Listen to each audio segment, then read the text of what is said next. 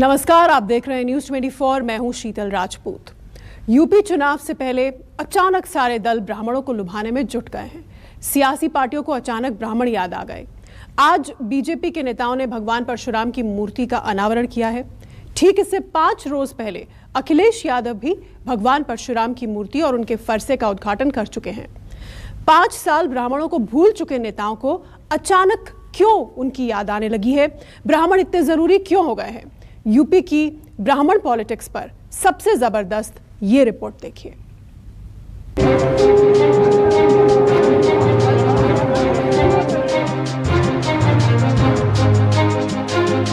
BJP के सबसे बड़े ब्राह्मण चेहरे दिनेश शर्मा ने ब्राह्मण देवता परशुराम की भव्य मूर्ति का उद्घाटन किया तो ब्राह्मण नेताओं के मुरझाए चेहरे पर लालिमा खिल गई। रीता बहुगुणा जोशी ने इस प्रतिमा को बनवाया, दिनेश शर्मा ने फीता काटा, लक्ष्मीकांत वाजपेयी ने ताली बजाई, कानून मंत्री ब्रजेश पाठक ने अपनी मौजूदगी दिखाई। बीजेपी का हर बड़ा ब्राह्मण नेता एक फ्रेम में नजर आया। हमारे लिए आस्था का प्रश्न है, लेकिन मैं समझता हूँ दूसरे कुछ लोगों के लिए आज जो मौसमी चुनाव का जो मौसम है, कुछ लोग मौसमी राम भक्त हो गए। का अनावरण किया गया और इस कार्यक्रम में उत्तर प्रदेश सरकार के जो ब्राह्मण मंत्री, भारतीय जनता पार्टी के ब्राह्मण नेता, सांसद, विधायक यहाँ पर मौजूद रहे। भगवान परशुराम की मूर्ति का अनावरण उत्तर प्रदेश के deputy CM doctor Dinesh Sharma ने किया और उसके साथ कानून मंत्री ब्रजेश पाठक, सांसद रीता बहुगुणा जोशी और तमाम बीजेपी के जो कद्दावर नेता हैं वो यहाँ पर मौजूद रहे। और ये जो तस्वीरें हैं वो बताने के लिए पर्याप्त है कि ब्राह्मण मतों पर दावेदारी के लिए सभी सियासी दल एड़ी चोटी का जोर लगा रहे हैं। पहले अखिलेश यादव ने भगवान परशुराम की पूजा अर्चना कर ब्राह्मण मतों पर अपनी दावेदारी ठोकी और आज भारतीय जनता पार्टी ने भगवान परशुराम की मूर्ति का अनावरण कर ये बताने की कोशिश की है कि ब्राह्मण मतों को लेकर के भारतीय जनता पार्टी आज भी उतनी मजबूती से खड़ी है जितना कि पहले खड़ी हुई थी।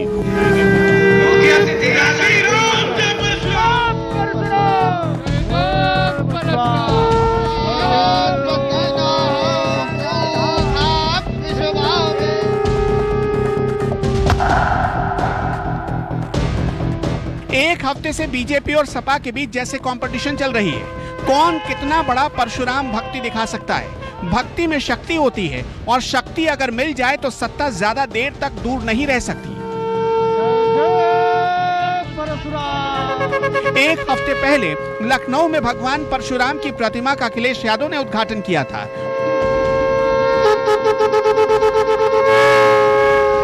और अब बीजेपी ने अखिलेश यादव ने भगवान परशुराम की प्रतिमा के उद्घाटन के मौके को एक मेगा इवेंट में बदल दिया था, जैसे अपने पावर के प्रदर्शन का जरिया बना रहे हैं। बीजेपी को अचानक ब्राह्मणों की याद इतनी तेज क्यों आने लगी? इस सवाल का जवाब जानने के लिए बीते 5 सालों में ब्राह्मणों के लिए या उनके खिलाफ जो कुछ भी हुआ उसे बेहद करीब से देखना होगा। खबर है कि ब्राह्मण बीजेपी से नाराज है और इस खबर ने लखनऊ से दिल्ली तक बीजेपी नेताओं को हिला कर रख दिया है। यूपी के 11% ब्राह्मणों को मनाने के लिए पार्टी अब नई नई तरकीबें सोच रही है और भगवान परशुराम उसके लिए सबसे जरूरी शस्त्र हैं। यूपी में सबसे ज्यादा आबादी है ओबीसी की, करीब 42%, यानी वोट बैंक में भी ये आबादी नंबर 1 है। फिर नंबर आता है दलित जो 22% है। उसके बाद आते हैं मुसलमान जो करीब 19% है। उसके बाद आते हैं जाटव जो करीब 14% है। उसके बाद आते हैं ब्राह्मण जो करीब 11 से 12% के बीच हैं। यानी वोट बैंक के लिहाज से देखें तो ब्राह्मणों का नंबर 5वां है।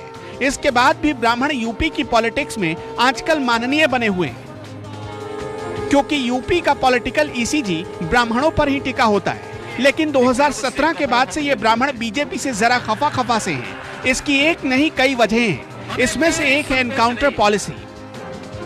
विकास दुबे, अमर दुबे, प्रभात मिश्र, उमाकांत तिवारी समेत 6 ब्राह्मणों का एनकाउंटर हो गया। अगस्त 2018 में प्रदीप पांडे का एनकाउंटर हो गया। लखनऊ में सुनील शर्मा और राकेश पांडे का एनकाउंटर भी बहुत चर्चा में रहा। बीएसपी के सतीश चंद्र मिश्र बड़े ब्राह्मण नेता हैं और वो दावा करते हैं कि बीजेपी सरकार में 400 ब्राह्मणों को फर्जी एनकाउंटर में मार दिया गया। आम आदमी पार्टी के नेता संजय सिंह दावा करते हैं कि बीजेपी सरकार में 500 ब्राह्मण नेता मारे गए। खुशी दुबे के हाथों की मेहंदी फीकी भी नहीं पड़ी कि उसे जेल में डाल दिया गया, जबकि बिकरू कांड में उसकी भूमिका अभी तक साफ नहीं है। 2017 में बीजेपी की सरकार बनते ही गोरखपुर वाले हरिशंकर तिवारी के हाथे पर छापा पड़ गया था।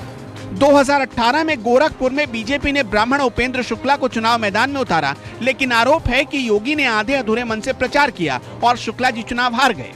बीजेपी सरकार में हिंदू समाज पार्टी के अध्यक्ष कमलेश तिवारी की हत्या हो गई, सरकार उनकी जान बचा नहीं पाई। लखनऊ में विवेक तिवारी का फर्जी एनकाउंटर हुआ, जिसने सरकार की छवि को गहरा धक्का पहुंचाया और एंटी ब्राह्मण छवि बना दी। पूरी फहरिस्त है जिसने योगी सरकार के खिलाफ ब्राह्मणों में नाराजगी भर दी। राजनीति को सदैव कानून मंत्री ब्रजेश पाठक हमारे साथ मौजूद है, जो खुद भी ब्राह्मण जाति से आते हैं। ब्राह्मण मतों पर दावेदारी मजबूत हो सके, इसकी कोशिश की जा रही है। दरअसल भारतीय जनता पार्टी के साथ ब्राह्मण समाज उद्भव काल से ही है। विभिन्न प्रकार के जो बयानबाजी लोग कर रहे हैं, ये केवल वोट के लालच में कर रहे हैं और किसी भी कीमत पर समाजवादी पार्टी को, उनके नेता को ब्राह्मण समाज स्वीकार नहीं करेगा। जिस प्रकार से अयोध्या में कारसेवकों पर गोलियां चली थी, लोग भूले नहीं हैं। अभी लोगों के मन में जो पीड़ा है अभी कायम है और भगवान प्रभु राम ने देखा है किस ढंग से कारसेवकों पर गोलियां चली थी, खून की नदियां बही थी और भगवान परशुराम, भगवान राम सब भारतीय जनता पार्टी का आशीर्वाद भगवान परशुराम का प्राप्त है और परशुराम के जो वंशज हैं वो भारतीय जनता पार्टी के साथ हैं। कुछ दिन पहले विजय रथ यात्रा निकाली थी पूर्वांचल एक्सप्रेसवे के किनारे, भगवान परशुराम की पूजा अर्चना की। कल आप जानते हैं कि वो केवल उनका चुनावी एक स्टंट था और कुछ नहीं था। वो मूर्ति भंजकों के समर्थक हैं। ये दुनिया जानती है कि किस प्रकार से हिंदुस्तान के सांस्कृतिक धरोहरों को, मंदिरों को तोड़ा फोड़ा गया था जब मुगलों ने अटैक किया था। आदरणीय प्रधानमंत्री नरेंद्र मोदी जी ही एकमात्र ऐसे नेता हैं जिन्होंने भारतीय संस्कृति को, हिंदू धर्म की रक्षा के लिए पुनर्स्थापित करने का काम किया है। बीजेपी के पास ब्राह्मणों को मनाने के लिए कुछ खास है। दिल्ली में तय हुआ कि ब्राह्मण देवता को कैसे मनाया जाएगा और उनके वोट से फिर से जीत हासिल की जाएगी। सूत्रों से मिली जानकारी के मुताबिक पार्टी इसी महीने के दूसरे हफ्ते से ब्राह्मणों के गुस्से को शांत करने के लिए 300 से ज्यादा सीटों पर ब्राह्मण सम्मेलन करने जा रही है। पार्टी ऐसी सीटों पर ब्राह्मण सम्मेलन करेगी जहां ब्राह्मण वोटों की संख्या 10,000 से ज्यादा है। सर, उत्तर प्रदेश में ब्राह्मणों के बीच में नाराजगी देखी जा रही है, ऐसे आपकी पार्टी में भी चर्चा है और ब्राह्मणों तक पहुंचने के लिए एक टीम भी आपकी पार्टी में बनाया गया है। ऐसा क्यों होता है? चुनाव के समय ये चर्चा होती है। हम जात पात की राजनीति नहीं करते, हम विकास की राजनीति करते हैं और सब समाज हमारे साथ है और सब हमारे साथ रहेंगे, यही मेरा विश्वास है। पिछले हफ्ते ही बीजेपी के बड़े ब्राह्मण नेताओं की अध्यक्ष जेपी नड्डा और चुनाव प्रभारी धर्मेंद्र प्रधान के साथ बैठक हुई। इस बैठक में ही ब्राह्मण सीटों पर सम्मेलनों की रणनीति तैयार की गई थी। साथ ही राज्यसभा सांसद शिव प्रताप शुक्ला के नेतृत्व में 4 सदस्यीय कमेटी बनाई गई। खबर तो ये भी है कि सम्मेलनों के जरिए सरकार के काम की जानकारी दी जाएगी कि केंद्र और योगी की सरकार ने मिलकर ब्राह्मण समाज के विकास के लिए क्या क्या किया। साथ ही ये भी समझाया जाएगा कि विपक्ष किस तरह से उनके बीच भ्रम और झूठ फैला रहा है। बीजेपी इसके अलावा सामान्य वर्ग कोटे के 10% आरक्षण में ब्राह्मणों को शामिल किए जाने का भी जिक्र करेगी। घर घर जाकर भव्य राम मंदिर निर्माण और योगी मंत्रिमंडल में बड़ी संख्या में ब्राह्मणों को शामिल किए जाने को भी अपनी उपलब्धि के तौर पर बताएगी, जिससे आम लोगों के बीच ये मैसेज जाए कि ब्राह्मण तो कभी बीजेपी से नाराज था ही नहीं। इसके अलावा पार्टी अपने विधायकों और सांसदों का भी जिक्र करेगी। सूत्रों की माने तो बीजेपी ब्राह्मण समाज के प्रतिष्ठित लोगों के बीच में जाकर उन्हें ये बताएगी कि कैसे उसने ब्राह्मण समाज के लोगों को सामाजिक सुरक्षा प्रदान की, जिसे जरूरत पड़ने के हिसाब से और भी बढ़ाया जाएगा। जरूर है कि सभी सियासी दल बीते कर दिनों से देखें, पिछले 2-3 महीने के भीतर तो सभी ने ब्राह्मण मतों को लेकर के अलग अलग कार्यक्रम किए, लेकिन आज जिस तरीके से भारतीय जनता पार्टी ने अपना मंच सजाया, भगवान परशुराम की प्रतिमा का अनावरण किया और मंच पर भारतीय जनता पार्टी के तमाम बड़े कद्दावर ब्राह्मण जाति के नेता और मंत्री मौजूद थे, तो निश्चित तौर पर एक मजबूत दावेदारी ब्राह्मण वोट बैंक पर भारतीय जनता पार्टी ने पेश की है।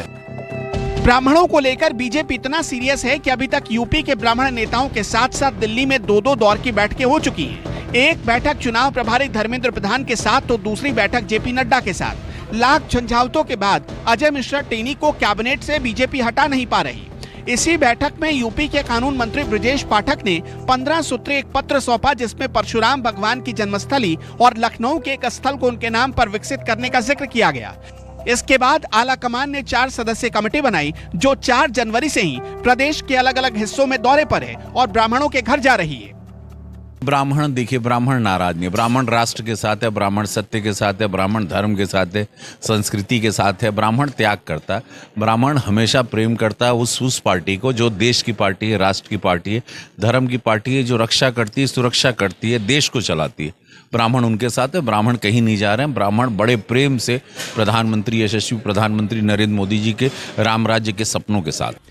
वैसे तो ब्राह्मणों के मामले में बीजेपी का रिकॉर्ड अगर देखने में खराब लगता है तो कागजों पर वो रिकॉर्ड अच्छा भी नजर आता है। पिछले विधानसभा चुनाव में ब्राह्मणों ने दिल खोलकर बीजेपी के पक्ष में वोट दिया, यानी कि 80% ब्राह्मणों ने बीजेपी को वोट दिया।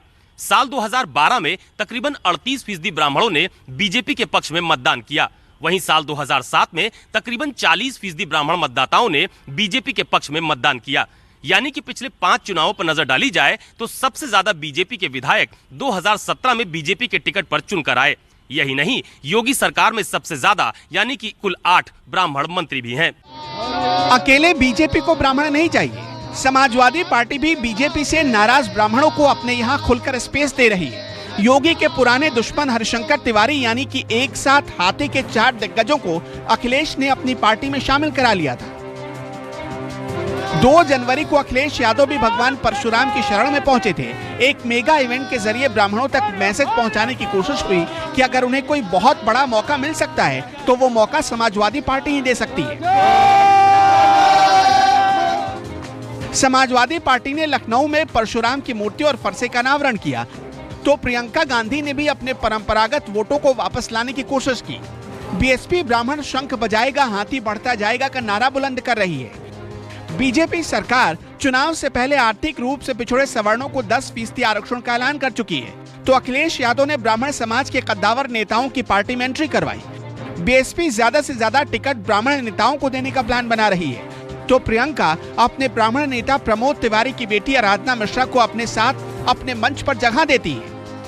समाजवादी पार्टी ने हमेशा सबको, हर वर्ग को सम्मान दिया, इज्जत दी, ताकत दी और खासकर ब्राह्मणों को, चाहे माननीय मातम शाह जी को स्पीकर बनाने की बात हो या प्रोफेसर अभिषेक मिश्रा जैसे लोगों को आईएम अहमदाबाद की नौकरी से ला करके कैबिनेट तक पहुंचाने की बात हो। समाजवादियों ने हमेशा विश्वास किया है, हमेशा आगे बढ़ाया है। इस बार भी पूरा उत्तर प्रदेश का ब्राह्मण समाज पूरी ताकत से, पूरी शिद्दत से माननीय अखिलेश यादव जी को आशीर्वाद देगा और बहुमत की सरकार बनेगी।